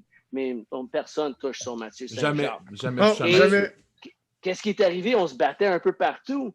Et j'ai comme... Il y a un moment que Mathieu me slam sur la terre et je pensais que j'avais peut-être tombé sur des bouteilles de bière pétées. Des fois, le monde drop leur bière. C'est pas comme ils te pètent sur toi, mais un des fans, il m'a dit, il a vu Christiane faire ça sur mon dos avec ses ongles. Et j'avais des marques de sang dans le dos. Et ça a causé comme, je l'adore comme fan maintenant. On s'est parlé, elle m'a sucé, tout est réglé. Mais c'est ça. Moi, je pensais que c'était de la vitre dans mon dos quand Mathieu m'avait slamé. Mais quand ma blonde, maintenant ma femme, elle m'a vu ça. Oui, je suis domestiqué. Des fois, le monde demande ça. Je suis domestiqué. Mais le monde me disait, c'est elle, Christiane, a fait ça. Elle a vu les marques. Et là, j'ai pas parlé à Christiane pour un bout de temps. Et elle a passé la limite, mais elle l'a su. Elle l'a appris après. Mais ça arrive à d'autres places. Rarement à moi, souvent, je joue le gentil. C'est plus facile. Ah non, même une fois, j'ai fait une promo dans le ring. J'avais cassé avec un de mes ex. Ça, c'était à Laval, au scratch à Laval. J'ai fait une promo et j'ai dit, hey, les filles, je les ai baisées toutes. Nanana, et j'ai pointé à les filles. J'ai dit, mais elles sont juste des salopes comme elles dans la rangée. Là. J'ai dit quelque chose qui a passé la limite. Comme là, maintenant, tout le monde serait offusqué, mais elle était vraiment offusquée. Elle a appelé sa sœur. Sa sœur a appelé des gars qui ont venu et étaient prêts pour me battre après le show. Mais les lutteurs aussi, c'est une famille. Et quand j'avais Drew Onyx, Frankie the Mobster, Green Phantom, tout là comme wow, est-ce qu'il y a un problème? Moi, j'ai dit, je vais l'assumer. Si 3 gars veulent me planter après un show, mais j'ai fait un show dans le barbelé, je suis plein de sang, les 3 gars, ils vont se faire prendre tough. Ah ouais, saute-moi. Mais j'ai eu tous ces gars pour me backer. Et là, les gars, ils ont parti. Ils ont dit, OK, non, pas de problème. C'était juste un misunderstanding. C'est ça. Alors, j'ai évité des problèmes avec la famille qui est de la lutte. Ça a sauvé ma vie plusieurs fois, je pense, où des fois, j'étais déprimé. Des fois, on manque d'estime en soi. Et la lutte, c'était quelque chose que je pouvais faire. Je pouvais jouer un personnage que ça m'a remonté, ça m'a donné une nouvelle vie et je savais un peu plus qu'est-ce que je voulais faire. Quand tu fais réagir des enfants et quand il y a des jeunes enfants qui sont dans des shows, tu continues de faire la lutte, ces jeunes enfants deviennent lutteurs eux-mêmes. Et ces lutteurs partagent un backstage avec toi et qui peut te dire après, hey, mon premier show que je voulais être lutteur, indépendant, j'étais première rangée, tu m'as donné un 5 et tu as donné un bec à ma mère sur la joue, whatever. Et ils me disent ça, tu m'as fait, je voulais faire ça aussi. Alors, je pense que c'est un des plus beaux moments qu'on peut avoir dans la lutte, le meilleur compliment qu'on peut avoir. Alors, ça m'est arrivé une couple de fois, mais comme j'ai dit, quand je suis vieux comme moi, là, ça peut influencer beaucoup de monde. J'essaie d'influencer le mieux possible, mais comme les vidéos que j'ai vues avec des kids qui avaient des shorts, mais tu voyais le Yves Martin qui dépassait avec des néons, je savais, c'est à cause de moi. Mais il y a aussi le beau côté où des enfants ils sont devenus des bons lutteurs et tout. Et même à CZW, quand ils m'ont vu mes premiers matchs-là et tout, de partager un backstage avec eux et tout, et qui me racontent ces histoires que moi, je me souviens même pas. C'est touchant. Alors, à l'âge que t'es rendu, de toute façon, t'es peut-être même son papa à lui. Fait que... Ça se peut. Comme mon bon chum Léon Sauvé. Ben oui, Léon Saver. Ben oui, absolument. Léon Saver, c'était un des premiers que quand je pratiquais à côté de ma maison et je me tombais sur des matelas, lui était dans le coin. Et il me regardait. Qu'est-ce que tu fais? Ben, je me pratique pour faire quoi? Et il y avait 10 ans. Faire la lutte. Et là, j'ai montré une couple de vidéos. Et après ça, il venait avec ses amis. J'ai dit, OK, ben, il dit, est-ce qu'on peut pratiquer avec toi? J'ai dit oui, mais nuis pas ma pratique, juste à suivre. On se fait tour de rôle. Et je faisais comme Marc Le Grizzly nous a montré. Sauf je prenais ça doux, sur des matelas doublés, parce que c'est des enfants aussi. Alors, il y en a ceux qui suivaient. D'autres, c'était moins correct, mais tu voyais déjà ceux qui venaient à chaque semaine quand je faisais ça à côté de ma maison. Et ils venaient chaque dimanche, parce que samedi, j'avais mes pratiques ou des shows, et je faisais ça. Et ceux qui continuent à venir. Et après, éventuellement, même, on a fait des mini-shows, des mini-galas. J'ai montré comment planifier un match de comme 5 minutes. Et je vais leader et tout comme ça. Et j'avais installé une caméra. Alors, tous les enfants avaient leur copie VHS dans le temps aussi. Et nice. C'est le fun ça, de l'apporter après ça, Léandre, à des shows de lutte, à apporter à NCW, FLQ, pouvait pas à IWS, c'était 18 ans et plus, mais je l'apportais un peu et on pouvait pratiquer dans le ring pour qu'il pouvait avoir un feeling de ça. Et regarde, il a continué. Et c'est un bon gentleman, un bon gars dans le ring et à l'extérieur du ring. La dernière fois même qu'on a lutté ensemble, c'est lui qui leadait le match. C'est rendu un bon vétéran, Léon. Et rendu exact. Alors, c'est le seul que je peux dire qui a comme continué parce que moi, je voulais jamais être prof de lutte. Je trouve que j'ai pas assez de patience. Et si je manque de patience, des fois, c'est... Alors, les bons professeurs, ils ont besoin de patience. Ils ont besoin de répéter plusieurs fois. Parce que tous les lutteurs qui, avant d'être lutteurs, ils ont eu des blocages. Des fois, comment donner un bon coup de poing, comment bumper comme il faut sans se faire mal. Alors, des fois, il y a ou même comment mettre des moves de lutte ensemble pour que tu te racontes une bonne histoire, des choses comme ça. Même, je me souviens, il y avait une des filles, elle ne pouvait pas arrêter de sourire. Même après 2 ans de pratique, chaque fois comme elle slammait quelqu'un plus gros qu'elle, elle avait toujours le sourire. Et c'était ça, le coach, c'était comme, on a besoin de travailler sur ça. Et ça a pris du temps, mais c'était son blocage. Alors, on ne sait jamais pour chaque personne, ça va être quoi son blocage. Souvent, il y a des lutteurs, des wannabe lutteurs, leur blocage, c'était eux-mêmes parce qu'ils n'arrêtaient pas de parler. Ah, The Rock donne des coups de poing comme ça. Bret Hart donne des coups de poing comme ça. Moi, je veux être comme... Non, on apprend tout comme ça. Et après ça, une fois que tu as des fondamentales, le basic, après ça, tu commences à te trouver. On a toutes des idoles. On a tout du monde qu'on va imiter et idoliser. Je ne sais pas si c'est un mot, mais je l'ai inventé. Accepter. Accepter, exact. Et on va prendre un peu de tous deux et de trouver nous-mêmes. Il y a beaucoup de comparaisons que j'ai eues à mon personnage, mais quand j'ai dit, OK, je veux aller un peu plus loin ici, je veux être plus extrême ici, être un des seuls gars en bobette qui fait du j'allais te demander, est-ce que tu as toujours été en G-string, premièrement? Et deuxièmement, est-ce que c'est all natural ce qu'il y a dans le G-string? Oui. On va commencer. Première question. Chaque match en G-string, j'ai dit, je voyais du monde lutter en jeans ou lutter comme botte de cowboy quand c'était un rough match ou un hardcore match. Et ça peut marcher pour certains personnages, mais pour moi, je m'ai dit, non, je vais être exactement comme je fais tous mes matchs. Et c'est ça qui m'a aidé aussi à me démarquer inconsciemment quand j'étais aux États, qu'ils ont vu. Et, j'étais sur mon premier show aux États. Necro Butcher luttait dans les matchs. Wife Beater, des légendes de la lutte, Madman Pondo, peut-être Ian Rotten était là. Il y avait plein de gars que j'étais comme, je suis qui moi? Regarde leur front. Ils sont tous maganés. Il y a de l'air de la viande hachée, leur front. Ça souffler dessus puis il va bleed. Beaucoup des Américains, ils portent des bandeaux pour cacher toutes leurs marques. Parce que tu essaies de commander un hamburger, un drive-thru, et le monde va fermer les fenêtres, ils vont pas te servir. Mais moi, je m'ai sorti quand même assez bien. J'ai une coupe de marque sur le dos, mais je me frappais pas toujours la tête. J'étais en G-string, j'avais rien à cacher. Les jeans me protégeaient pas. Même c'est juste les jambes. On s'en calisse, les jambes sont plus tough que les bras, j'imagine, whatever. Moi, j'ai dit, je vais le faire ma limite à 100%. Je veux pas donner la moitié. Le monde, ils ont payé pour voir un niaiseux faire le strip. Tout ça en G-string. Si je suis bon, il veut que je gagne et je reviens à la fin. Si je suis méchant, il veut que je prenne un wedgie et le gars, il me donne une claque avec un néon sur les fesses et que ça me laisse une marque. Alors, n'importe comment, j'ai dit, je dois rester vrai aux fans, c'est vrai à moi-même.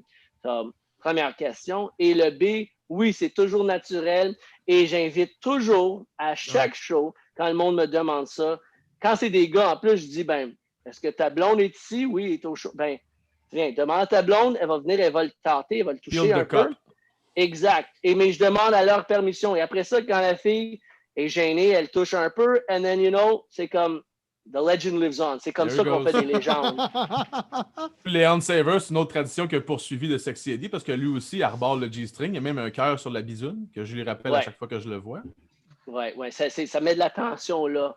Et il n'a pas suivi exactement dans mes pas, ce qui est parfait. Au début, il a fait ça parce que tout le monde l'associait avec moi. Mais après ça, il a commencé à changer, à faire des choses qui étaient lui plus confortable avec. Et chaque fois qu'il me disait, je suis pas confortable à faire ça dans le match parce que j'ai une blonde, je peux pas embrasser. Je dis, hey, Léon, première chose, un lutteur, il n'y a pas une blonde. C'est plusieurs blondes, OK? C'est la première chose. Ça. J'ai enlevé ma ceinture pour lui donner cette leçon-là et je lui ai donné une coupe de claques, mais il a appris vite. T'as la chef des groupies, mais ça reste des groupies, là. Je veux dire, Ouais. t'es rendu à ce niveau-là, là. Mais j'adore tous mes fans, même ceux qui n'ont pas de grosses boules, you know, c'est correct, c'est bien correct. S'ils ont des pénis, achète mon t-shirt. Everybody deserves love. Exactly. Si on 2 trous, même 3, on va compter 3 trous, t'es invité chez nous. C'est ça que je dis. Je devrais avoir sur un chandail. On était rendu où, là?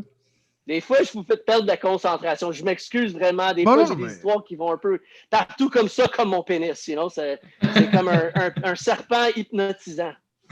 Écoute, je pense que tu as quasiment toutes répondu aux questions au fil du temps. Fait que je vais t'en poser deux, trois vite fait. Tu n'as eu des matchs extrêmes dans ta carrière. Tu n'as eu énormément. Ouais. Conte-moi donc les moments les plus extrêmes que tu as eu dans ta carrière, autre que le gic de sang. Le sang, ça m'a ouvert beaucoup de portes, mais il y en a, je vais te dire des exemples très vite. Et si jamais on élabore sur une histoire, ou même j'invite les fans à me demander plus sur cette histoire-là. Première fois, j'ai fait des cactus en Californie. Ça, c'était intéressant. Sauf que le gars, il avait perdu la salle la semaine avant. Il avait encore déjà mon billet d'avion. Alors, il a installé le ring dans sa cour, dans une ruelle. Et même c'est proche de la bordure de Mexique. Mais il y avait beaucoup, c'était un peu un barrio, on dit. Il y avait beaucoup de personnes hispaniques, mexicains. Moi, je faisais une lutte, je tombais dans les cactus et je voyais des mères, ils ont sorti leur boule pour nourrir leur bébé durant que je tombais dans les cactus. Ça, c'était un moment que j'étais comme « Wow, c'est beau, mais c'est fucké. » Et ça a mis la combinaison dans une chose. Ça, c'était quelque chose. Des cactus? J'ai fait des cactus. Ça doit faire mal, là. Ça fait mal. C'est niaiseux. Fais-le pas, OK? Mais je l'ai fait au moins. J'ai dit, je vais faire ça une fois dans ma vie. Quand j'étais au Japon, j'ai eu la chance de même faire un main event. Je me souviens parce que c'était Osaka. Osaka, une des villes. Et j'ai fait le main event contre un gars, Isami Kodaka. Et ça, c'était avec du hardcore, avec des choses de deathmatch. J'ai fait la finale en Allemagne contre Thumbtack Jack, un TLC match. Et même 5 ans plus tard, j'ai fait une finale avec Thumbtack Jack aux États-Unis. C'était Illinois. Illinois, je pense, ou non, pas Tennessee. C'était pour Carnage Cup. Et c'était le seul de tous les combats, les tournois extrêmes que j'ai fait. Ça, c'était un des deathmatchs plus reconnus au monde quand on parle des top tournois de deathmatch. T'as Tournament of Death. T'as une coupe d'un peu partout, mais ça, c'était le Carnage Cup. Et ça, j'ai eu 3 matchs. J'ai eu un match contre un, c'était l'ancien. Il est ancien lutteur, mais maintenant arbitre au NXT, Drake Younger. Après ça, j'ai lutté contre Rest in Peace, mon frère, Danny Havoc, un gars que j'ai eu beaucoup de fun backstage. Il y a Jimmy Havoc, mais ça, c'est Danny Havoc. Il y a eu le nom avant, lui de Ohio. Et après ça, c'était Thumbtack Jack, que c'était vraiment cool de lutter sur son territoire en Allemagne. Et après ça, de faire ça aux États-Unis et de voir notre 5 ans d'évolution, pas juste de lutteur, mais de deathmatch wrestler. Et quand on parle de hardcore, je veux pas que le monde soit mélangé. Hardcore, ça table, chaise, c'est des choses peut-être même punaises. Quand on parle de deathmatch, tu parles des choses plus trash. C'est imprévisible, comme du feu, barbelé. Il y a des choses qui vont avoir des accidents plus graves. Quand tu vas voir un hardcore, c'est pas garanti. Des fois, tu vas avoir du sang. Quand tu vois un deathmatch, il y a du sang toujours parce que tout est coupant.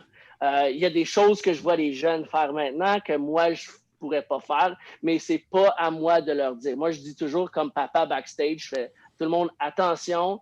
Et un des conseils, j'ai dit dernièrement à Matt Tremont, j'ai dit, tu vas avoir des enfants. Ça fait avant mon vasectomie, j'ai dit, si tu vas être dans chaise roulante et tu pourrais pas donner l'enfant à ta femme, ça va être ma job à la baiser et te donner des enfants. Veux-tu ça? Veux-tu que je fourre ta blonde? Veux-tu que je te donne, c'est mes enfants que tu vas prendre soin? Il a dit non, no sexy, no sexy. So, j'ai dit, take it easy, bro. Take it easy. You know, on peut être extrême, mais regarde ta foule, regarde sinon, la distribution de DVD. Est-ce que ça vaut la peine? You know, est-ce que c'est vraiment quelque chose que, you know, pense à la vie après la lutte. Toujours. D'ailleurs, je suis allé chercher un accoutrement de Sexy Eddie juste ici. Oh boy, hey, c'est beau. Ouais, si j'ai le temps aussi, parce que moi, j'ai parlé vite, moi, je veux montrer même ma chambre. On va voir un peu. Ben oui, let's go, là. Comme un MTV Cribs. Ah ouais, avant qu'on Montre-nous fasse ça, montre-nous le frigidaire rempli de cristal, là.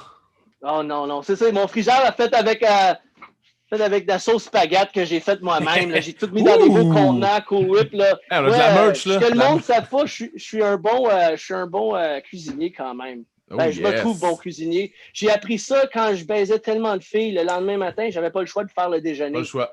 Alors, t'apprends assez Pain vite. doré. Pain doré. Tu vois ici, ça, c'est quand même une grosse affiche qu'on avait au Heavy MTL.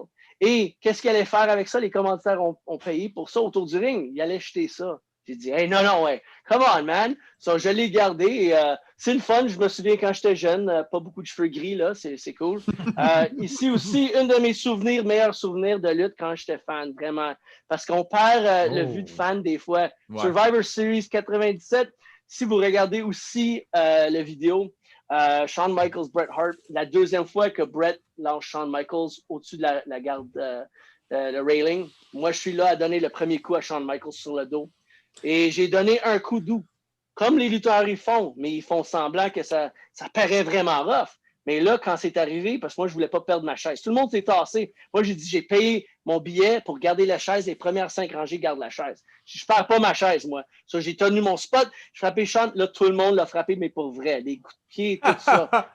Alors, on me voit, je suis première rangée. Là, après la lutte, même aussi, je fais beaucoup de courses extrêmes, des Spartans, des courses, même mes inspirations quand j'étais... Ta femme aussi, t'accompagne là-dedans. On est en couple.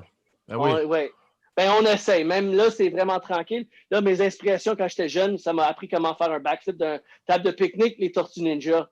Et non, ça, c'est quelque chose aussi. Hop, voici, je vous montre. Le trophée, il est pas... C'était un petit tournoi là, de rien. C'était un fucking...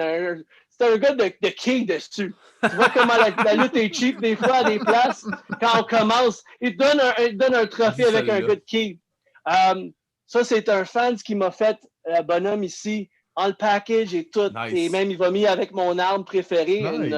une poubelle. Ça, c'est vraiment cool. C'est quelque chose qu'on ne vend pas. C'est vraiment... Je vais toujours garder côté sentimental. Ça, c'était fait au Mexique. J'en ai fait une coupe de batch. C'était des lutteurs comme qu'on avait dans le temps à l'Union. Qu'on était des jeunes. Et je pense qu'ils ont même refait... des nouveaux lutteurs avec ce style-là parce que j'ai trouvé ça vraiment cool. Et même, j'ai pris à placer le temps. T'as le Barbed Wire Bat contre Sabu. J'ai gardé ça. Et même, tous les DVD qu'on a de la lutte. Et vraiment, je les ai mis tout en ordre. Je les ai mis toutes. Il y a d'autres bonhommes de moi aussi. Je ne sais pas si il est là. C'est dur de viser la caméra. OK, mon bras est sur la caméra, je sais pas. Mais j'ai des petits bonhommes aussi. Anyways, je voulais juste montrer ça, faire ça vite pour montrer que... et je dis à plusieurs lutteurs, prenez le temps de prendre des photos avec vos vedettes backstage. Il y en a d'autres qui vont dire, non, tu veux pas être le fan, tu veux pas être un cave. Tu sais quoi, on a tous commencé comme fan de lutte. Alors, prends le temps, demande. Si le gars, il est cave et il va dire non, fuck you, whatever, mets-toi en ligne. Fine. Mais il y en a d'autres qui vont dire oui, c'est cool. Et après ça, plusieurs années après, quand ils te montrent ça, ils te montrent à un show que tu partages le backstage. Ça, c'était moi avec toi. Et regarde, je portais ton chandail. Et même quand récemment, j'ai vu le tweet de Joey Janela, il y avait mon chandail. Et j'ai dit comme, hey man, le monde est petit des fois, you know? So, c'est cool d'avoir un petit shout-out des gars de WWE, AEW.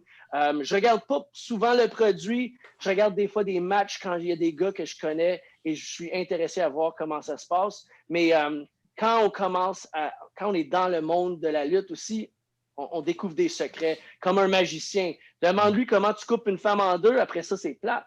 parce que tu connais le secret. Alors, c'est bon de garder un peu de magie, mais une fois que tu es dans le monde de lutte, c'est juste ça. Je perds vue de voir les émissions, je veux plus pratiquer pour plus m'entraîner, plus me mettre meilleur en forme pour apprendre. Et là, maintenant, j'apprends beaucoup avec les jeunes. Comme la lutte, ça évolue, ça change à chaque couple de mois. Et là, ça change tellement qu'on a besoin de faire une performance sans foule. Est-ce que des fois, tu te fais encore surprendre? Y a-tu encore des gimmicks ou des angles de combat ou de lutte que tu fais « Ah, je l'avais pas vu venir, je l'avais pas vu comme ça » ou vraiment, à chaque fois, tu vois le truc derrière puis tu... Oui, et des jeunes, comment même ils vont bâtir un match, je trouve ça intéressant et c'est le fun. La pire chose que je regrette, on devrait vivre sans regret, mais c'est peut-être des commotions que j'ai eues parce que j'ai fait des choses trop vite sans savoir ce que je savais. Et Mais là, on savait pas c'était quoi une commotion avant. Non. Et, on savait pas c'était quoi une commotion. Mais je pense que comme le Four Loko, ça a débalancé le liquide dans mon cerveau. Mais des fois, j'ai des blancs de mémoire, là, je me réveille et là, je dis « T'es qui, toi? » Et c'est ta femme. Ah oui, j'ai oublié. Je m'excuse. Et bien là, quand on baise, ça me redonne des mémoires et là, c'est OK, ouais, c'est le fun. Parce que je suis plein de niaiseries, moi, mais c'est comme ça que la lutte pour toujours, quand moi j'ai commencé, c'était toujours exagération de tous les aspects. Pas juste le côté physique, mais les promos. Quand tu voyais des lutteurs toujours en train de crier, ça a changé, ça a évolué, ça aussi, les promos. Et même à ça, mais quand même, il y avait des montagnes de cocaine, là, les gars. Regarde les yeux de Hogan et Macho Man, là, quand ils donnent la main, là, et je te le dis, là, l'intensité, c'était incroyable! Mais là, les promos là sont un peu plus normales. Dans le temps, là, c'était vraiment quelque chose. Voir le Ultimate Warrior, il y avait une des meilleures promos, si vous pouvez trouver ça sur YouTube. Il est avec une équipe sur un Survivor Series, je ne peux pas dire quelle année, mais il y avait les Rockers et peut-être, je pense que c'était Anvil Neidhart.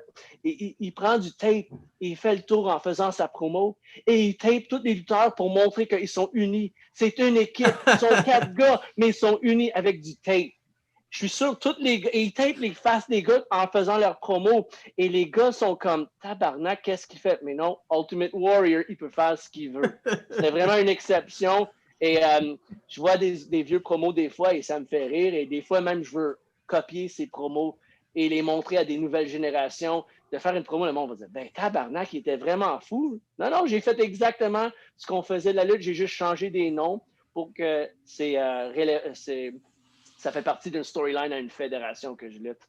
Alors, c'est ça. J'ai beaucoup de fun à apprendre et même parler avec des jeunes quand ils vont demander conseils. Moi, je suis plus un livre à quoi pas faire dans le monde de lutte. C'est vraiment toutes les choses que je peux dire. J'ai commencé un peu plus dans la lutte extrême, mais j'ai appris comment sauver ton corps et comment durer plus longtemps. Quand j'ai partagé l'hôtel avec Necro Butcher aussi, on parlait de ça. J'ai dit comment tu peux faire ça 2 fois par semaine, mais vraiment toujours nu-pied, toujours des matchs extrêmes où tu as de la peau qui sort. Et moi, j'étais comme, je dois penser à des idées des fois pour me sauver, pour garder ma vie, mais qui est assez extrême visuel pour le monde qui vont triper dessus. Et ouais, on a fait beaucoup d'erreurs, mais on rencontre, et j'ai été le fameux sur l'Internet avec mon sang, mais j'ai rencontré plein d'autres qui ont eu des moments sur l'Internet, comme un gars, Mosh Pit Mike. Il était le premier à mettre un ciseau dans sa langue. Il avait un piercing, mais quand il a enlevé le piercing, et ça rentre, mais, j'ai rencontré, on a parlé, comment que ça a été. Une fois que l'Internet, il y a toujours quelqu'un d'autre qui a leur moment. T'as comme tes vedettes pour une couple de jours, mais après ça, il y a un autre show. Quelqu'un d'autre a fait quelque chose de fou. So, dans nos têtes, on pense que ça va durer pour tous les temps. Mais de ce temps-ci, surtout aussi, c'est moins extrême ce qu'on a vu. Là. Comme il y a une couple d'années, c'était le Dick Flip, qui a été une grosse affaire sur Internet. Là, dernièrement, c'est plus Orange Cassidy avec ses mains dans les poches. Ouais. On dirait que le monde... J'avais des bons plans avec Orange Cassidy pour WrestleMania qui s'en allait. Je voulais être tout nu avec mes mains sur ma graine et lui, ses mains dans ses poches. Et j'ai dit, les spots qu'on va faire sans bras, ça va être écœurant. Mais, là, c'est tout ce qui est arrivé. on doit tous garder ces choses pour le futur. Et si ça arrive, ça arrive. Si ça n'arrive pas, ça n'arrive pas, mais je peux toujours dire que j'ai eu des meilleurs moments, des meilleurs souvenirs dans le monde de la lutte. Et j'ai rencontré plein de monde cool et je continue de rencontrer du monde cool qui adore la lutte, qui sont passionnés par la lutte comme vous autres, comme les Jobbers, man. Ça, c'est vraiment cool. Man, moi, pour ma part, j'ai pas de questions, mais mes deux collègues en ont peut-être. Je vous laisse aller, les boys. Vas-y, mon Excalibur. Ouais, ben, t'as fait beaucoup de luttes extrêmes. C'est quoi la chose la plus extrême que t'as vue? Que j'ai vu, il y avait... OK, il y a 3. Il y avait ma première fois que j'ai vu live, c'était un match avec... en anglais, c'est la dry ice. La glace sèche, c'est ce qu'on dit. Comment qu'on fait pour la fumée, pour des machines et tout. Des gars, ils ont tombé là-dedans. Ils faisaient des spots pour tomber et tout. Mais à la fin, le gars, ses pieds dedans. Et j'ai vu les séquelles après. C'était rough. Un autre moment aussi avec des pieds live. J'ai vu deux gars, un premier match pour un tournoi. C'était des seringues et des crochets de poisson, de fish hooks, dans le ring. Et les 2 gars étaient nu-pieds. Il y avait un gars, il était correct, mais l'autre gars, il est évanoui. Et parce que juste essayant de sortant les crochets de poisson, tu as tellement de nerfs dans les pieds. Et moi, j'ai fait des matchs nu-pieds, 2 matchs avec des punaises, mais c'était ma limite. Moi, de faire des crochets de poisson, ça, c'était quelque chose de parler aux jeunes après. Il y a les razor boards. Ça, j'ai jamais vu ça live, mais c'est quelque chose que je ne vais jamais faire. C'est quand on met des morceaux de rasoir, des carrés de rasoir, sur une planche. Et des gars, tu dois tomber dessus et rebondir, parce que si tu tombes dessus et tu glisses, ça te ouvre. Ça te ouvre, vraiment. Comme Jun Kasai, tu peux voir la légende de lutte extrême au Japon et au monde. Jun Kasai, The Crazy Monkey. Lui, il en a fait et il en a fait à plusieurs reprises. C'est des choses que... Et là, une des pires, je pense, c'est le razor wire. So, pas pour être mélangé avec le barbed wire. Le barbed wire, c'est des petits pics, comme des punaises qui rentrent. Mais le razor wire, c'est ce qu'ils mettent sur des prisons de top. C'est des lames de rasoir, là. C'est vraiment... Quand ça te rentre dans la peau, tu dois déchirer la peau pour le sortir. So, sinon, si tu continues de gigoter, ça rentre plus profond, ça roule plus profond et c'est dégueulasse. Et c'est des choses que j'ai des chums qui ont fait ça. Shout out to Marcus Crane, un des plus fous que j'ai vu et qui adore le Four Loko aussi en plus.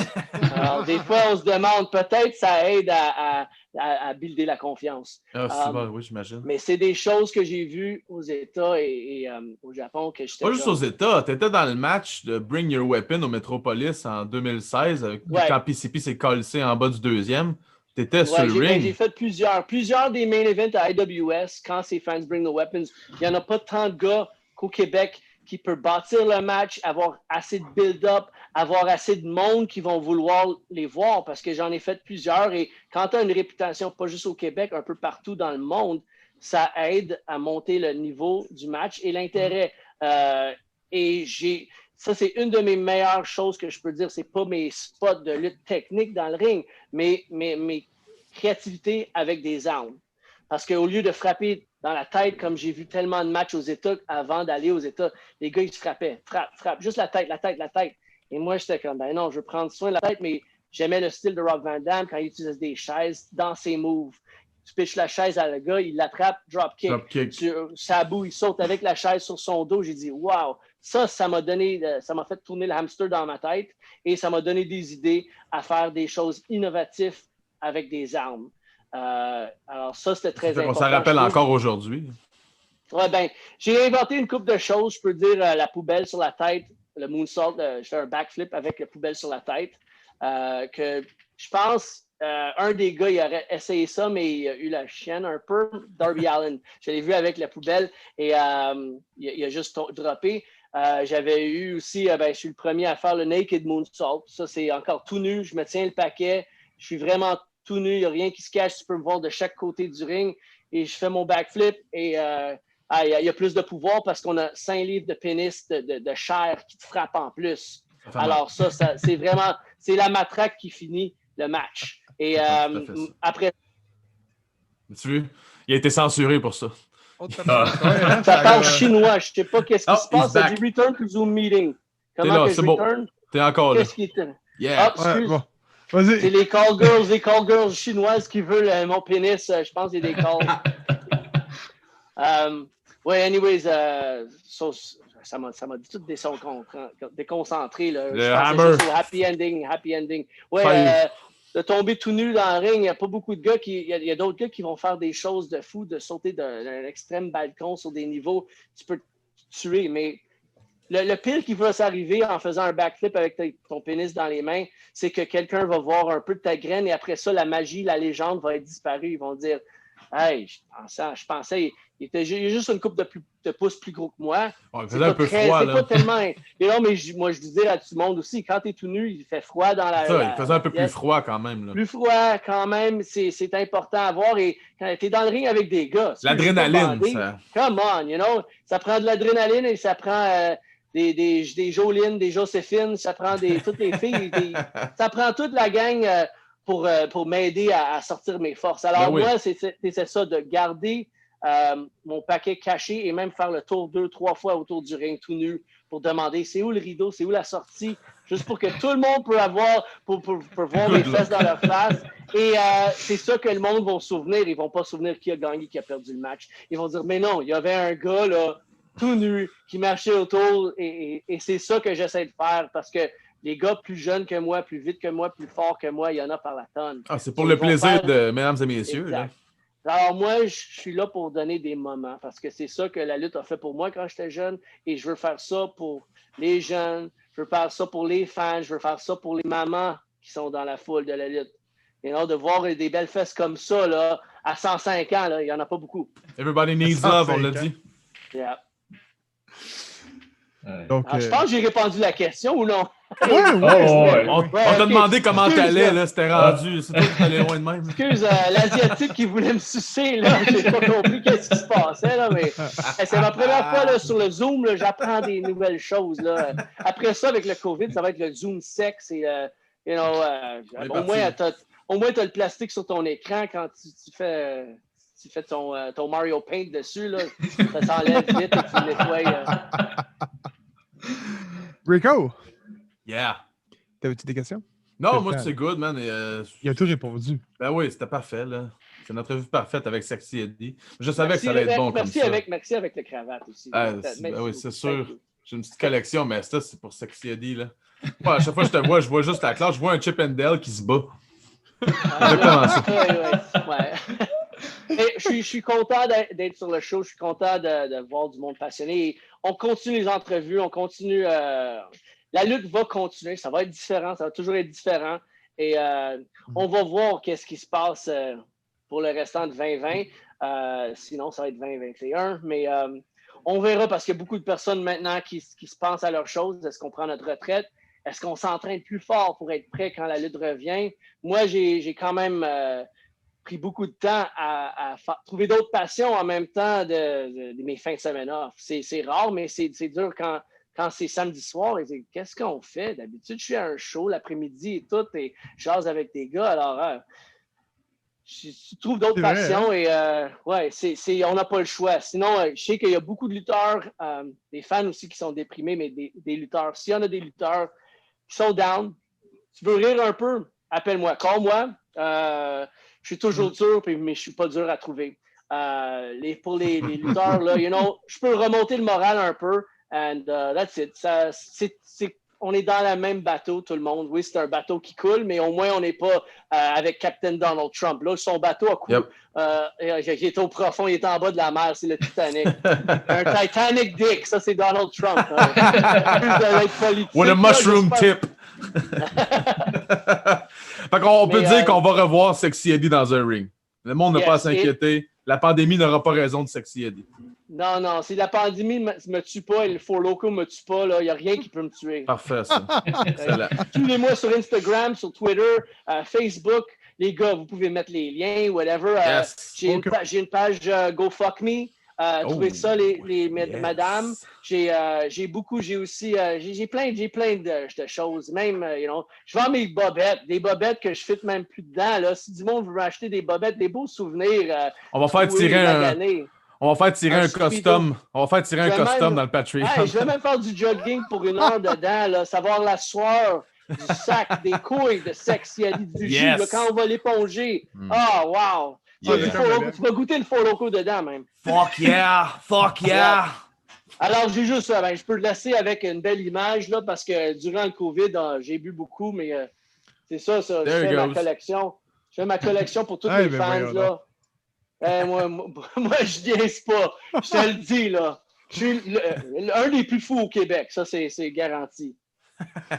Donc, sur cette base, sur cette bonne note, on vous dit merci à tous de nous avoir écoutés, puis merci à toi spécialement, Sexy Eddie. Merci beaucoup. C'est le fun aussi de ne pas avoir à aller dans le studio parce qu'on peut faire les entrevues en bobette. There you go. C'est fun, pas besoin de pantalon pour ça. C'est vraiment cool.